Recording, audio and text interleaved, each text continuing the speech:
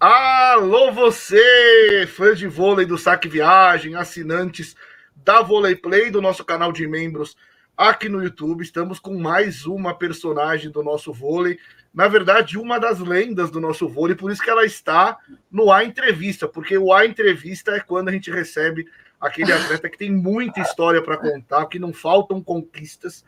Então, primeiro, valeu, que eu quero muito te agradecer aí pelo tempo destinado, né? Tá numa correria, a gente está gravando na véspera de uma viagem de Superliga, mas depois tem viagem para o Mundial. Então, muito obrigado mesmo. E já te emendo a primeira pergunta: como tem sido disputar essa Superliga e a expectativa que vocês estão para o Mundial de Clubes?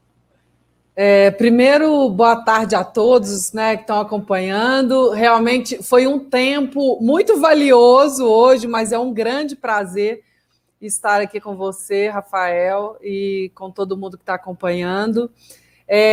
Uma semana de correria, a gente tem um jogo contra o Flamengo, Rio, na sexta-feira, e logo após, na manhã seguinte, a gente já embarca para a Turquia, para a disputa do Mundial de Clubes. Então, as malas estão quase prontas já, a gente tem que hoje preparar as malas para amanhã já pensar, né? A gente já vem pensando no Rio desde segunda-feira, mas, né, deixar o Mundial um pouquinho de lado aí para concentrar realmente as energias e focar no time do Rio de Janeiro na sexta-feira.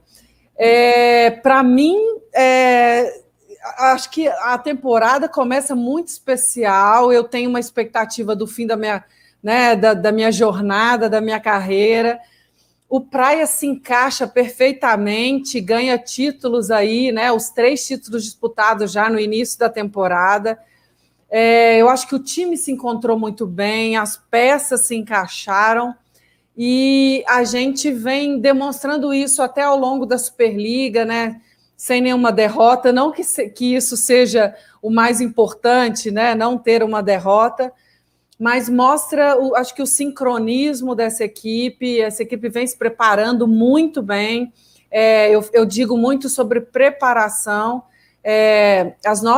O nosso dia a dia é muito em função do adversário, do próximo adversário. Ele é sempre o mais importante, então a gente não está pensando lá na frente, a gente tem tempo de pensar jogo a jogo e a gente tem se preparado muito bem a cada jogo. Acho que isso tem sido, né, demonstrado aí na quadra, a gente tem passado isso aí a cada jogo e a cada vitória. Então, pensar que esse tempo está passando e que eu vou me despedindo a cada dia, de cada momento, muito especial, com um grupo muito especial, num clube que eu acompanhei o crescimento do projeto, eu não poderia estar mais feliz e no lugar certo. É um lugar que é um clube, a Dentil, eu tenho muita gratidão por eles, é um clube que me respeita muito e que está no meu coração. Eu digo sempre que eu não poderia terminar minha carreira em outro lugar. Maravilha. 6ª temporada, né, no Dentil Praia Clube, né? 3, depois uma por Osasco, e agora mais 3 no Dentil Praia Clube. Eu ia te perguntar isso, mas você já acabou confirmando na primeira resposta, que eu tinha visto uma entrevista sua falando da aposentadoria, que seria a sua última temporada, né? A gente tem um programa de segunda a sexta que a gente recebe os fãs, e uma vez eu até brinquei que pelo seu currículo, todo ginásio que você visitasse nessa última temporada, como acontece muito na NBA, o atleta que vai anunciar, tinha que ter alguma placa, alguma homenagem. Mas eu quero saber de você como que tem sido visitar esses lugares que você jogou por tanto tempo contra, né? Por exemplo, José Liberati, o próprio no ginásio do Minas, né? Você vai jogar contra o Sesc Flamengo depois no Tijuca. Tantos ginásios que você jogou a carreira inteira, como tem sido essas saídas nesse ano especial, ano de encerramento? A gente tem preparado algumas celebrações, algumas coisas emblemáticas para representar. São 30 anos quase de carreira. Eu fiz o meu primeiro teste no Minas Tênis Clube com 12 anos. Eu tenho 42 hoje. Então, eu estou realmente comemorando, desde o meu primeiro teste, 30 anos dentro do vôlei. É uma vida inteira, né? Imagine me imaginar desde os 12 anos, quando eu entrei no primeiro ônibus, que eu peguei junto com a minha mãe para fazer o meu primeiro teste e ver tudo o que aconteceu até lá, como que eu consegui chegar ainda aos 42 anos jogando, tudo que eu construí durante esses anos, tudo que eu vi, tudo que eu experienciei. Então, assim, é muito gratificante para mim. Eu acho que eu não poderia ter uma carreira de mais sucesso, mais vitoriosa, mais feliz, e a gente tem preparado algumas coisas acho que para marcarem esse momento tão especial. Acho que é o fim de um ciclo e início de outro ciclo. A gente tem preparado, a gente vai ter um logo na camiseta. Isso é um spoiler, hein, Rafael? Não podia nem estar dizendo isso. Tô gostando. A gente está preparando um logo de comemoração. Eu vou ter uma camiseta de comemoração. A gente vai sortear isso no Instagram. Que eu tenho hoje um Instagram, né? Que eu mostro um pouco da minha vida fora da quadra. A gente está querendo gravar um documentário para contar toda essa história. Isso é um projeto já para janeiro. A gente começa a gravar já em janeiro. Mas algumas coisas que eu acho muito válidas, eu acho que ficarão como recordação para a minha vida, né, de relembrar cada momento, de poder agradecer a cada pessoa que passou por essa trajetória. Eu acho que a gente vai encontrando pessoas no caminho que vão, né, te ajudando a trilhar o melhor caminho. Essas pessoas são muito importantes para mim. E é um momento também de agradecimento, né, por essas pessoas terem me ajudado.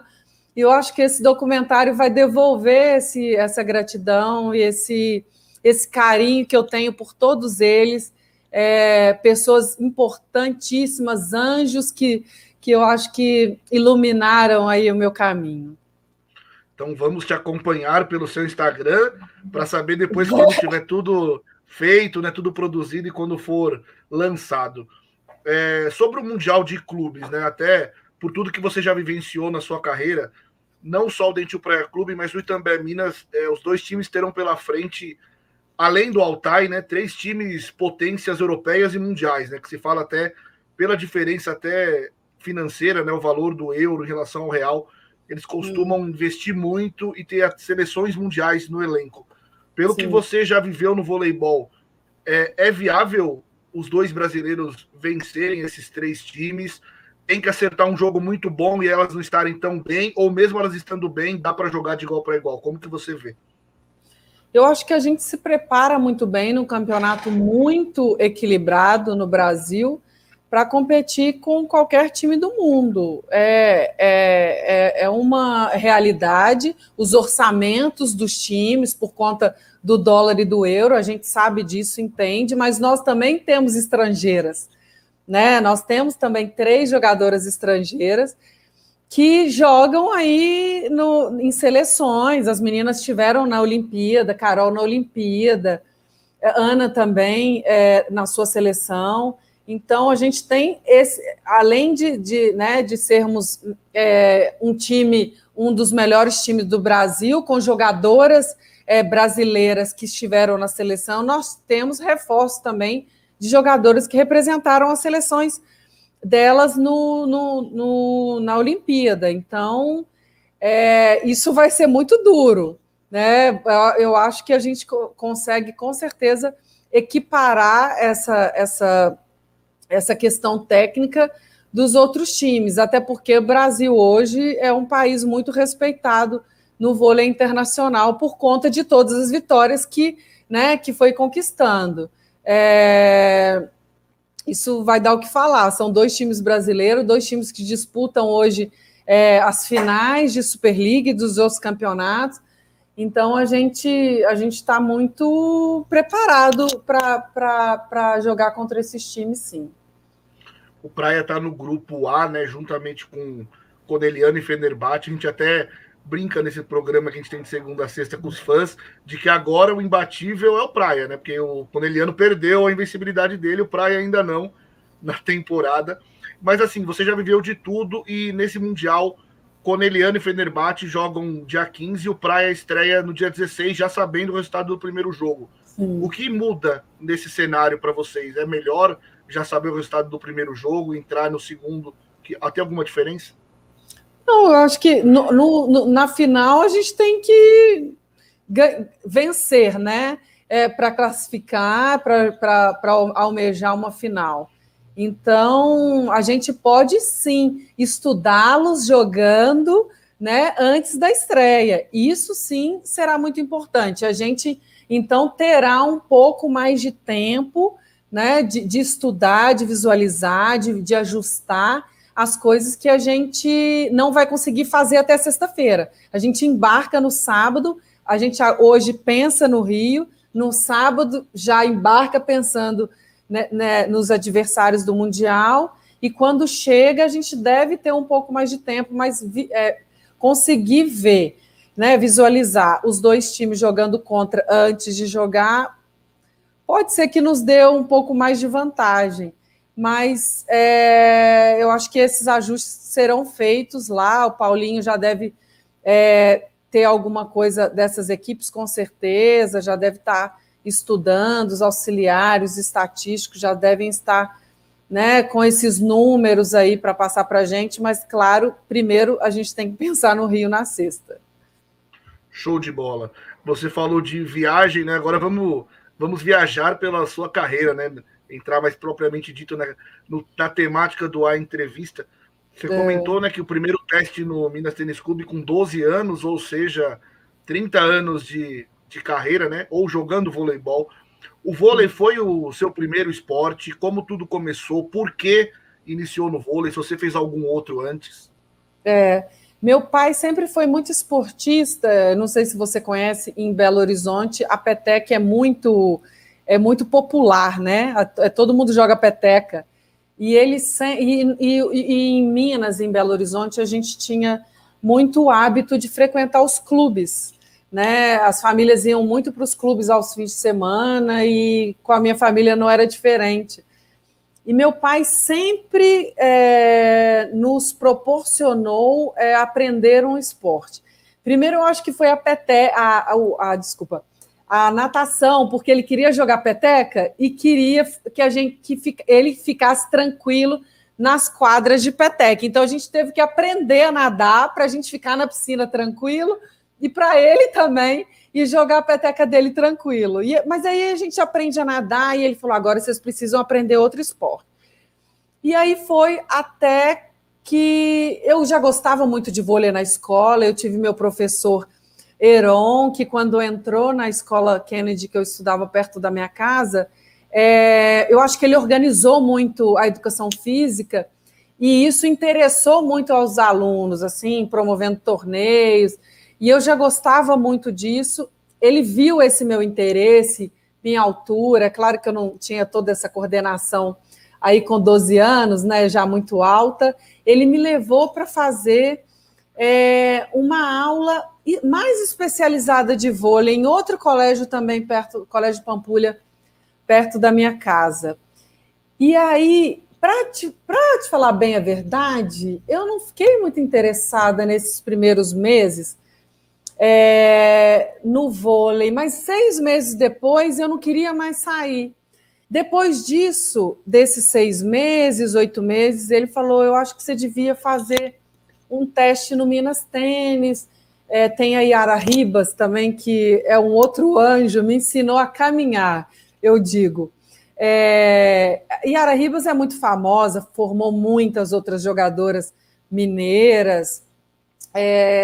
Ela tem essa formação muito de ensinar, e ensinava assim tão bem que eu acho que muitas aprenderam, né, por sinal. E aí eu fiz meu teste, passei, e aí comecei a frequentar as aulas, eu acho que 3 vezes na semana no Minas, e daí comecei a subir das categorias, né, mirim, infantil, infanto-juvenil, comecei a pegar as seleções mineiras, que eu nem sabia que existia, as seleções mineiras, e daí as seleções brasileiras, infanto-juvenil, juvenil, e aí já contei até lá quase, né? Até ser convocada pelo Bernardinho pela primeira vez para a seleção adulta, em 97. 97. Eu tinha pegado aqui 98, mas então foi 97. 97. Esse Mundial que você foi medalha de prata em 95, foi sub-20 ou era infanto? Porque você tinha 16 anos, né? Mundial? Medalha de... Eu achei aqui uma pesquisa que você tinha um título, uma medalha de prata no Mundial sub-20. Não, eu não tenho essa medalha, não. Na verdade, nós participamos de um Mundial em Varsóvia, mas nós não classificamos nesse Mundial. Era juvenil. Eu acho que era até um ano mais velha, era 7-8, né? Eu sou 7-9, eu fui um ano mais velha, mas nós não conseguimos classificação nesse Mundial. Show. Nisso que você contou dos primeiros contatos no vôlei, desses primeiros contatos com a bola, os fundamentos, o que você teve mais dificuldade de fazer, né? Dos fundamentos do vôlei, esses contatos iniciais com o jogo? Eu não sei se eu tinha muita dificuldade em alguma coisa mais específica, porque, Rafael, naquela época, você tinha realmente que aprender todos os fundamentos. Eles todos eram muito importantes. Então, manchete e toque eram muito importantes naquela época. Então, eu sou da época que as centrais passavam ainda, né? Que ficavam na quadra. Eu sou da época que não existia nem líbero ainda. Então, essa época, a gente tinha realmente que aprender bem todos os fundamentos. Eu não me lembro exatamente se eu tinha mais dificuldade em um fundamento ou outro, não me ocorre agora. É óbvio que eu era muito mais alta do que várias outras meninas que eram muito mais habilidosas do que eu naquela época, que eram mais baixas. As baixas eram sempre mais habilidosas. E é óbvio que eu crescia muito rápido e eu penei um pouco com essa coordenação, com esse jogo mais de habilidade, de habilidade, dos fundamentos mais específicos, mas eu acho que depois isso foi fluindo com mais naturalidade e as meninas mais baixas foram ficando para trás, porque aí uma alta já com um pouco mais de habilidade, né? A gente sabe muito bem que no vôlei, hoje em dia ainda, a altura e força é o que mandam hoje, né? Mais do que, claro, que na minha época. Mas hoje, as meninas mais altas e mais fortes, elas com certeza sairão muito melhor. Boa, vamos entrar então em seleção, mas como eu falei, tinha muita coisa para falar, eu vou focar nas experiências olímpicas nesse primeiro momento, se der tempo a gente fala de outras coisas. Tem um bronze em Sydney 2000, depois um quarto lugar em Atenas 2004 e o ouro em Pequim, né? O que mais marcou para você em cada uma dessas experiências olímpicas e o quanto essas duas primeiras foram importantes para você na conquista do ouro na terceira? Muito importante. 2000, eu lembro que eu voltei de Sydney completando, eu acho que 20 ou 21 anos ainda. Era a minha primeira Olimpíada, mas eu já tinha uma responsabilidade porque eu já fui como titular, eu já fui jogando. Então, não era uma menina com 19, 20 anos que ia se familiarizar com a Olimpíada. Era isso, mas era isso com responsabilidade de estar na quadra jogando. Eu acho que eu sempre fui uma pessoa muito responsável. Então, isso não foi de maneira nenhuma um peso. E eu acho que aquela geração deixava isso muito leve. O Bernardo deixava isso muito leve. Então, em nenhum momento eu sentia a responsabilidade de ter que de dar isso de volta, sabe? De devolver aquela confiança que eles tinham colocado em mim. Mas foi muito importante vivenciar e jogando com a responsabilidade, porque aí eu chego em 2004 já de uma outra maneira completamente diferente. né, já tendo jogado uma Olimpíada. É muito diferente de quando você vai, participa, mas não joga. Com certeza é bem diferente.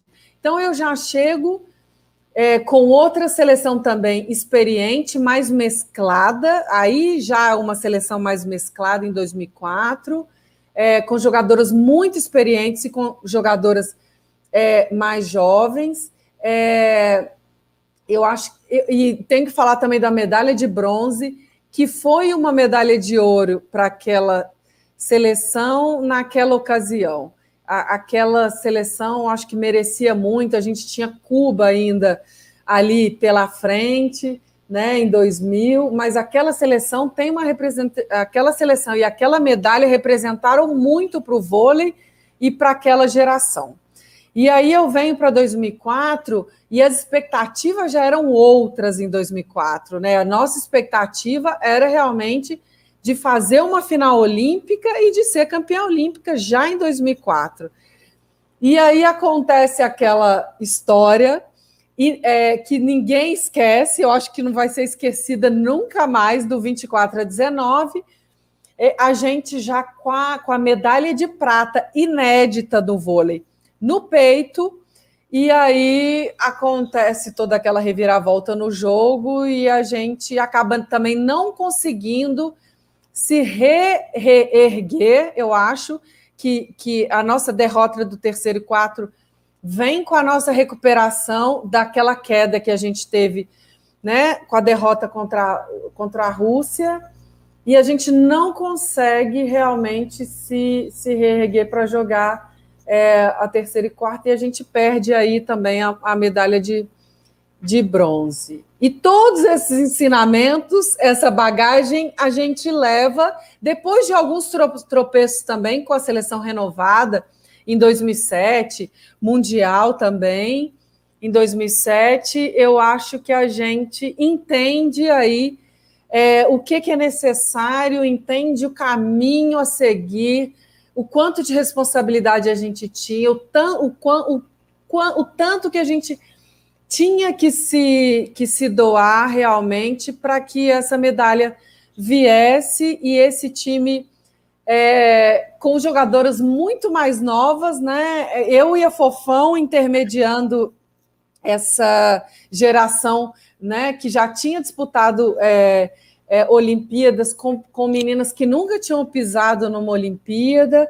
Eu acho que essa gestão foi muito bem sucedida, junto com o Zé Roberto, de realmente trilhar, de entender o que era preciso fazer, e eu acho que essa geração entendeu exatamente o que precisava ser feito, e eu acho que foi um momento avassalador aí da seleção. Foi uma coisa que era indiscutível, a forma com que a gente chegou, com que a gente até jogou o Grand Prix que antecedeu a Olimpíada, e a gente chegou realmente sabendo o que a gente queria, e eu acho que foi um trem que passou pela China, carregou todo mundo, e a gente trouxe essa medalha tão esperada, mas tão construída a cada momento. E eu acho que também essa medalha de ouro vem coroar todas as outras gerações que construíram todo esse caminho para que a gente conseguisse subir no pódio, e eu acho que a gente subiu no pódio com todas essas meninas que antecederam esse momento. Foi muito especial.